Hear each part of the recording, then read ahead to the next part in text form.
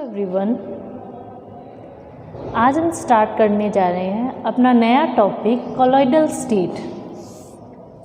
Colloidal word जो है वो ग्रीक वर्ड कोला से आया है। ग्रीक वर्ड कोला से, कोला का मतलब होता है आपके ग्लू या गोंद, जो चिपकने वाला गोंद होता है ना, वो वाला। कोला का वर्ड का मीनिंग क्या है आपके? गोंद, ग्लू।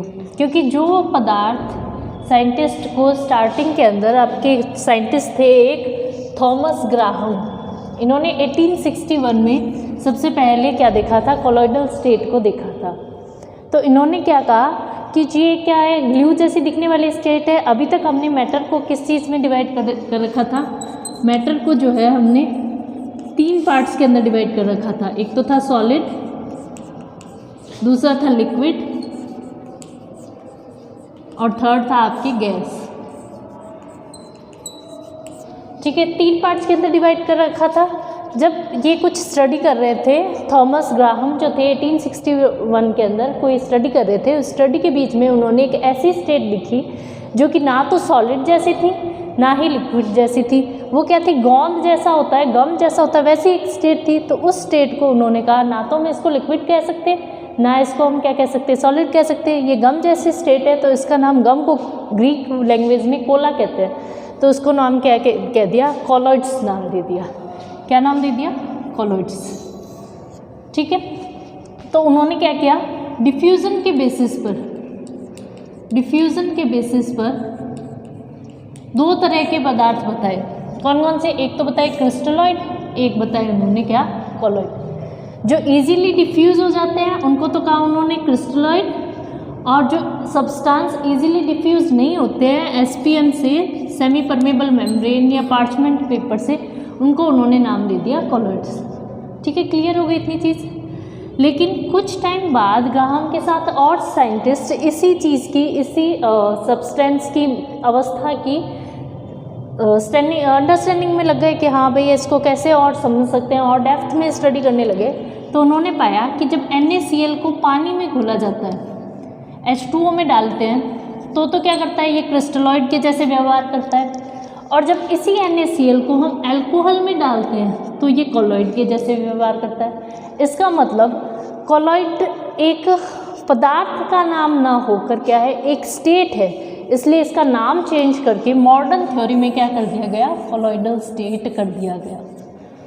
समझ में आ गई? स्टार्टिंग में ग्राहम ने 1861 में क्या कहा कि डिफ्यूज़न जो SPM से इजीली डिफ्यूज़ हो जाते हैं उनको, उन पदार्थों को उन्होंने कहा, उन सब्सटेंस को, ये ध्यान रखना, ये सब्सटेंस के लिए बात कर रहे थे,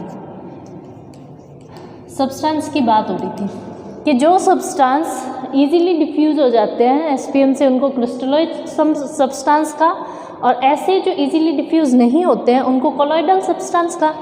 अब उन्होंने देखा कि एक ही प्रकार के जो पदार्थ है, जैसे नमक है, NaCl के क्रिस्टल जो होते हैं, जब पानी के अंदर होते हैं तो वो क्रिस्टलॉइड के जैसे व्यवहार करते हैं, और वो यदि अल्कोहल में उनको डिसॉल्व किया जाए तो वो कॉलॉइडल के जैसे व्यवहार करते हैं। इसका मतलब किसी सब्सटेंस को कॉलॉइडल या क्रिस्टलाइड में डिवाइड करना गलत है। तो नेक्स्ट मॉडर्न थ्योरी में इनको क्या कह दिया गया? Colloidal state. पदार्थ की एक नई अवस्था बना दिया गया, मैटर की एक और अवस्था बना दी गई, वो क्या थी? आपके कॉलॉइडल स्टेट थी। क्लियर हो गई इतनी चीज़? तो कॉलॉइडल स्टेट क्या है? मैटर की एक अवस्था ही है। अब इन्होंने देखा कि कॉलॉइडल स्टेट जो होती है उसको यदि हम, उसके और एग्जाम्पल उन्होंने पढ़े, जैसे सल्फ़र और वाटर का। सल्फ़र को यदि हम वाटर में डिज़ोल्व करते हैं तो वो किस तरह व्यवहार करता है? कॉलॉइड के जैसे, कॉलॉइड के जैसे। और यही यदि सल्फ़र को हम किस में करें? अल्कोहल में डिज़ोल्व करें तो वो क्रिस्टलॉइड के जैसे व्यवहार करता है। इसका मतलब क्रिस्टलॉइड बोल के कोई अवस्था है ही नहीं, एक पदार्थ की नई अवस्था है जो क्या है? आपके कॉलॉइडल अवस्था, पदार्थ का की अवस्था है, कोई सब्सटेंस नहीं है। ठीक है, इतनी चीज़ क्लियर हो गई। उसके बाद में आया मॉडर्न कंसेप्ट। मॉडर्न कंसेप्ट में भाई जब हम क्रिस्टलॉइड कॉलॉइड में डिवाइड नहीं कर सकते, फिर हमें NaCl को यदि वाटर में डिज़ोल्व कर रखा है तो उसको कब हम कॉलॉइडल स्टेट कहेंगे? तो उसके लिए उन्होंने NaCl को या सल्फ़र को डिज़ोल्व कर रखा है, तो उस सॉल्यूशन को कब हम कॉलॉइडल कहेंगे, कब हम दूसरा कोई नाम देंगे? तो इसके लिए आया हमारा मॉडर्न कंसेप्ट। ये क्या था, साइज पे बेस्ड था। इसमें क्या होती थी, एक तो डिस्पर्जन फेज होती थी और एक क्या होता था, डिस्पर्जन मीडियम। एक तो होती थी डिस्पर्जन फेज और दूसरा क्या है आपके डिस्पर्जन मीडियम। यदि डिस्पर्जन मीडियम क्या है, सॉल्वेंट, और ये क्या है, सॉल्यूट। तो यदि सॉल्वेंट के अंदर जैसे पानी है, पानी के अंदर NaCl के मॉलिक्यूल यदि एक पर्टिकुलर साइज में रहते हैं, एक साइज के साथ बंधे हुए रहते हैं, तब उसे क्या कहते हैं, ट्रू सॉल्यूशन। और यदि उससे बड़े साइज में रहते हैं तो कोलॉइडल, और उससे ज़्यादा बड़े साइज में होते हैं तो सस्पेंशन। यानी साइज पे बेस्ड है अपनी मॉडर्न थ्योरी। इसके अकॉर्डिंग ट्रू सॉल्यूशन होता है, कोलॉइडल सॉल्यूशन होता है और एक होता है सस्पेंशन। ठीक है, क्या है इन तीनों में डिफरेंस देखते हैं। ट्रू सॉल्यूशन जो होते हैं होमोजीनस होते हैं। जैसे नमक को पानी के अंदर घोलने के बाद हम अलग अलग नहीं बता सकते कि यहाँ ये नमक ज़्यादा है या यहाँ पे ये नमक है। ठीक है, ये कोलॉइडल होता होमोजीनस है, लेकिन इसकी अवस्थाएं जो होती है वो हिट्रोजीनस होती है। यानी कि हमें पता चलता है कि यहाँ पे पार्टिकल्स हैं। ठीक है, अवस्थाएं जो होती है वो हिट्रोजीनस होती है, लेकिन ये स्प्रेड आउट क्या होता है, होमोजीनसली होता है। कैसे, एक तो आपने पानी में घोला नमक, ठीक है, और एक आप देखते हो घर के अंदर सर्दियों में जब घी, थोड़ी सी ठंड होने लगती है तो घी को देख सकते हो आप। तो घी के अंदर क्या होगा, आपको यदि थोड़ा सा पानी डाल दे आप, या पानी के अंदर थोड़ा सा घी डाल दो, तो वो स्प्रेड आउट, तो आप एकदम तेज़ी से शेक करो उसको तो स्प्रेड आउट तो सब जगह हो जाएगा, लेकिन आपको पता है कि घी इसके अंदर अलग पार्टिकल्स है। ठीक है, घुलनशील तो नहीं होता, पर आपने बहुत तेज़ी से उसको शेक किया तो वो उसमें डिज़ोल्व हो जाएगा, फैल तो जाएगा, उसके अंदर छोटी छोटी बूंदों के अंदर टूट तो जाएगा। तो हिट्रोजीनस भी होता है, लेकिन स्प्रेड आउट कैसे होता है, फैला हुआ कैसे होता है, होमोजीनसली होता है।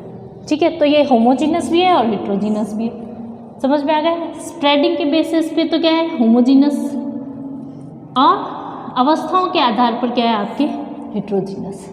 ये तो स्प्रेडिंग के आधार पर है, फैलने के आधार पर। ठीक है, सस्पेंशन हमेशा हिट्रोजीनस ही होता है। ये हमेशा क्या होगा, हिट्रोजीनस होगा। क्यों, यदि आपने मिट्टी को डाला है पानी के अंदर तो आप डिज़ोल्व भी करना चाहो तो ज़्यादातर पार्टिकल क्या होते हैं, नीचे पैंदे में ही बैठे रहते हैं। तो इसका एग्जांपल कोलॉइडल का गॉन ले, इसका ट्रू सॉल्यूशन का पानी में नमक ले सकते हो, इसका वाटर में ऑयल ले सकते हो, और इसका एग्जांपल आप क्या ले सकते हो, पानी के अंदर मिट्टी।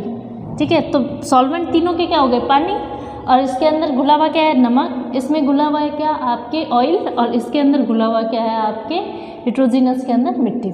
ठीक है, तो ये ऐसे आप एग्जांपल लिख सकते हो। यहाँ पे लिख सकते हो आप NaCl, इसके अंदर क्या लिख सकते हो, ऑयल, और इसका एग्जांपल क्या ले सकते हो आप, सॉइल। क्लियर हो गई इतनी चीज़, NaCl, ऑयल एंड सॉइल। ठीक है, ऐसे ही इनके साइज़ को, मेन बेसिक तो क्या था, मॉडर्न कंसेप्ट का साइज़ ही था। तो उन्होंने ये बताया कि इसके अंदर जो साइज़ होता है पार्टिकल्स का, जो आपके डिस्पर्जन फेज है उसका, वो क्या होता है, 10 एंगस्ट्रॉम या इससे कम होता है। जबकि कोलॉइडल के अंदर ये क्या होता है, 10 एंगस्ट्रॉम से तो बड़ा होता है, लेकिन 2000 एंगस्ट्रॉम से छोटा होता है। यानी इसके बीच की रेंज के होते हैं। ये कोलॉइडल पार्टिकल्स ही वो लिखा है मैंने। ठीक है, और सस्पेंशन जो होता है, इनके पार्टिकल का साइज़ 2000 एंगस्ट्रॉम से बड़ा या 2000 एंगस्ट्रॉम के इक्वल होता है। ठीक है, इसी तरह जो आपके ट्रू सॉल्यूशन है, इनका जो डिफ्यूज़न होता है, डिफ्यूज़न किससे पढ़ेंगे अपन, एसपीएम से इनका डिफ्यूज़न क्या होता है, क्विकली होता है, इनका बहुत स्लो होता है, और इनका तो होता ही नहीं है। क्लियर हो गए। अब लास्ट में समराइज़ करते हैं अपन। ठीक है, डिफरेंस देखते हैं अपन ट्रू सॉल्यूशन का और कोलॉइडल सॉल्यूशन का। तो कुछ तो डिफरेंस हमने यहीं देख लिए। एक तो होमोजीनस होता है, ये हिट्रोजीनसली तो क्या होता है, आपके अवस्था होता है, स्टेट होता है, और स्प्रेड कैसे होता है, होमोजीनसली। इसमें साइज 10 एंगस्ट्रॉम, इसमें 10 एंगस्ट्रॉम से बड़ा, 2000 एंगस्ट्रॉम से छोटा। इसमें डिफ्यूज़न, अब अपन डिफ्यूज़न वापस इसमें देख लेते हैं और डेप्थ में इसकी प्रॉपर्टीज़ को स्टडी करते हैं। दो तो प्रॉपर्टीज़ यही वाली ले लो आप, हिट्रोजीनस वाली और साइज वाली। नेक्स्ट आपकी थर्ड प्रॉपर्टी है विजिबिलिटी। इसको हम माइक्रोस्कोप से भी नहीं देख सकते हैं, इसको हम माइक्रोस्कोप से, अच्छी पावर वाले माइक्रोस्कोप से इसके पार्टिकल को देखा जा सकता है। फिल्टरेबिलिटी, फिल्टर कैसे कर सकते हैं, फिल्टर पेपर से भी फिल्टर हो जाता है ट्रू सॉल्यूशन, और सेमी परमेबल मेम्ब्रेन अर्ध पारगम्य झिल्ली से भी हो जाता है। ये फिल्टर पेपर से तो क्रॉस हो जाता है, लेकिन एसपीएम से, सेमी परमेबल मेम्ब्रेन से क्रॉस नहीं हो पाता है। नेक्स्ट है आपके एड्जॉर्प्शन। इनमें एड्जॉर्प्शन बहुत स्लो पाया जाता है, इसमें बहुत ज़्यादा हाई पाया जाता है।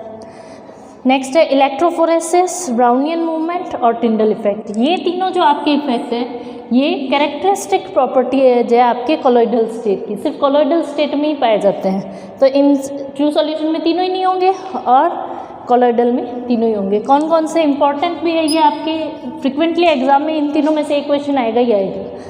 Electrophoresis, Brownian movement, Tyndall effect, वो हम इसकी प्रॉपर्टीज़ के अंदर इसको और डेप्थ में स्टडी करेंगे।